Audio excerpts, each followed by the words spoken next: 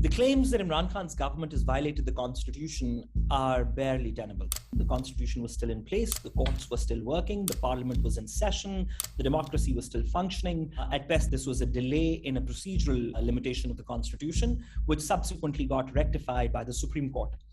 Imran Khan's denial to call this vote within the stipulated time period was on the basis of this communique that he claims to have received from the United States, which the rest of the public has not been shared with because it's an official document and its disclosure is prohibited under Pakistan's Official Secrets Act 1973.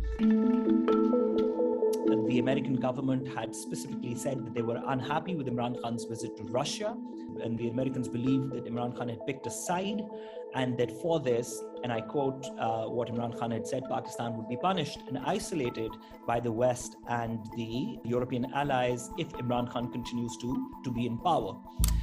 This public support of Imran Khan is one that just cannot be denied. It cannot be denied by the new government. It cannot be denied by other political parties. It cannot be denied by state institutions. It cannot be denied by the Supreme Court. In fact, it cannot even be denied by the allies that Pakistan has across the world, including the United States.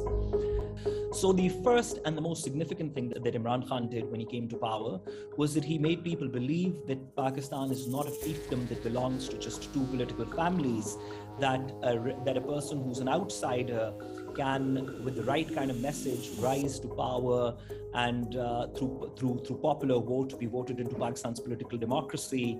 That Imran Khan is the one who is calling for general elections immediately because he knows that he's popular among the people, and it's the current government led by Shehbaz Sharif who has billions of rupees of money laundering cases against him, who is trying to avoid going into general elections because he knows that the public sentiment and public support is with Imran Khan. The only real long-term solution here is for Pakistan to once again opt for general elections to determine this question of political popularity once and for all.